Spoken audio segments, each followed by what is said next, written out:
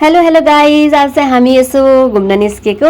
हामी तीनजना, दिदी म छोरी भएर खोला तिरैतिर हिलो बाटो हिलो बाटो। अब सुरुमै हिलो सँगै मैले अर्को फुल पनि राम्रो फुल पनि देखाउँदैछु है। अनि हामी चाहिँ दिदीलाई लिन जान लागेको, दिदीसम्म पुग्न लागेको। दिदी चाहिँ रेडी हुँदै हुनुहुन्छ होला। अनि आज मैले स्ट्यान्ड पनि लिएर आएको छु क्या। हेलो दिदी, गेट रेडी टु गो।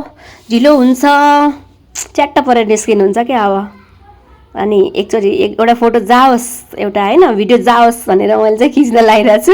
हामी चाहिँ यहाँ दुईजना सानीमा छौँ अनि दुईजना छोरी छौँ। ल हेलो नानी, टाइम चाहिँ कम छ क्या हामीसँग आज, त्यति धेरै टाइम चाहिँ छैन। किनभने यो दिउँसोको टाइममा चाहिँ 4 बजे घर आइपुग्नुपर्छ। हरियाली हेर्दै हेर्दै उताको बाटो जहाँ वान वे रहेछ नि, त्यही भएर हामी धेरै घुम्नु पर्यो। म आएको थिइनँ यहाँसम्म, हामी चाहिँ चोबारको डाँडा आएको, काठमाडौँ हेरौँ अनि कस्तो रहेछ, धेरै फुल छ अरे अनि रमाइलो छ अरे भन्नुभएको थियो दिदीले। अनि त्यही भएर आएको। अनि साउनमा हरियो जति हेरे पनि अगाउँदिनँ म चाहिँ नयाँ ठाउँमा आएको भएर के छ कहाँ के छ, केही स्पेसल चिजहरू छ कि बाटोमा भनेर बाहिर हेरेर बसिरहेको छु। नानीले चाहिँ भिडियो खिची चाहिँ। अनि हामी चाहिँ इन्टरभ्यूलाई गरेर हामी चाहिँ डाँडातिर लाग्यौँ। अनि मैले चस्मा कहाँ राख्छु क्या, मलाई चस्मा लाउन टाउकोमा पो छ चस्मा त। अनि दिदी चाहिँ चस्मा एकदम राम्री देखिनुहुन्छ, चस्मा छोड्नु भएको छैन। अनि म चाहिँ त्यहाँ आफ्नै फोकस आफैले खिच्नु छ आफूलाई। चौबारको डाँडानिर आइपुग्यौँ हामी। भनेको थिएँ नि सनफ्लावरले स्वागत गर्यो। सुरुमा पनि मैले सनफ्लावर नै देखाएको थिएँ हिँड्ने बेलामा।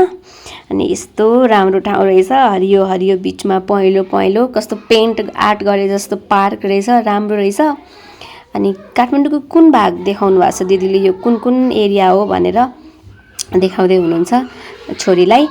अनि यहाँ माथि पनि के रहेछ, गुम्बा रहेछ है। अनि कस्तो हाइटमा के, कस्तो राम्रो ठाउँमा, आम्मा त्यहाँबाट त झन् पुरै देख्छ होला। अर्कोचोटि जानुपर्छ। अनि हामी भित्र इन्ट्री गऱ्यौँ।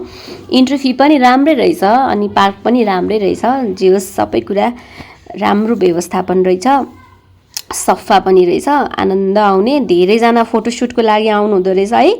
हामी पनि खिच्यौँ, मजाले फोटो खिच्यौँ। टन्टलापुर घाम थियो तर पनि खिच्यौँ। मैले चाहिँ हाफ लुगा लगाएको थिएँ कि, अनि त्यही भएर मलाई चाहिँ एकदम पोलिरहेको थियो। अनि खरायोहरू देखेर चाहिँ केटाकेटीले खुसी हुन्थ्यो होला भनेर, कस्तो माया लाग्दो हुन्छ कि यो खरायोहरू। आमा नि कति धेरै खरायोहरू रहेछ, बस्ने ठाउँ पनि टन्नै रहेछ। अनि यो बेलुकातिर चाहिँ एकदम भिड हुन्छ अरे दिदीले भन्नुभएको मलाई। म चाहिँ आज पहिलोचोटि आएँ नि त, दिदी चाहिँ अस्ति बच्चाहरू लिएर आउनु भएको थियो कि। आमामा कस्तो हावा चाहिँ चलिरहेछ। नानीले कति राम्रो फोटो खिची। अनि यो गुलाब यहाँको यो आर्टिफिसियल हो है। यो गुलाब चाहिँ मलाई चाहिँ रियल गुलाबको काँडासँग एकदमै डर लाग्छ। म झ्याप्प समाउँदिनँ, झ्याप्प मैले गुलाब छुँदिनँ पनि, किनभने काँडा एकदम खतरनाक हुन्छ भन्ने सुनेको छु। अनि यो फुल पनि अरूले टिपेर फालेको रहेछ, मलाई माया लाएर मैले शिरमा सिउरेँ। अनि सायद मैले यो फुललाई चाहिँ न्याय गरेँ। त्यसरी फुल टिपेर चाहिँ कसैले नफालिदिनु होला पनि भन्छु म है। अनि एकदिन घाममा पनि हामी एकछिन रेस्ट गऱ्यौँ। भोक लाग्यो, खानु पर्दैन। अनि पार्कमा चाहिँ खानेकुराहरू लिएर नै आउँदो रहेछन् कि मान्छेहरू, तर त्यो हामीले चाहिँ लगाएको थिएनौँ किनभने दिउँसो भोक लाग्ने बेला भएकै थिएन नि त। अनि हामी लगभग हिँड्यौँ हामी त्यहाँबाट। लास्टमा असारे फुल अनि त्यो रातो पहेँलो अनि हरियो, त्यो कस्तो कम्बिनेसन क्या, कति मजा आउने क्या। पेन्ट गरे जस्तो, आर्ट गरे जस्तो के, प्रकृतिले यस्तो आर्ट गरेर पठाउँछ है। बाई बाई, जाने बेला भएछ हाम्रो। हामी लगभग त्यहाँबाट निस्क्यौँ। साउन्डमा असारे फुल फुलेछ। अनि गाडी पनि पाइहाल्यौँ हामीले। अनि कमै गाडीहरू त्यहाँ पब्लिक भेहिकलमा नै आउनुपर्ने रहेछ। अनि आएर हामी चाहिँ खाजा खाने भनेर ओर्ल्याएको थियौँ, तर हामीले खाजा खाएनौँ क्या।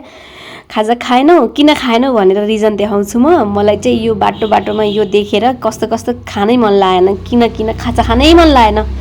त घरमा देखेको रातिमा देखेको कहिलेकाहीँ यसरी फुत्त यहाँ त दिन दहाडै खुट्टा खुट्टामा आउँदो रहेछ पाल पालबाट। अनि कस्तो कस्तो लाग्यो कि खानै मन लागेन। अनि त्यस पछाडि हामी चाहिँ घर आयौँ अनि घरै गएर खाने भनेर खाजा।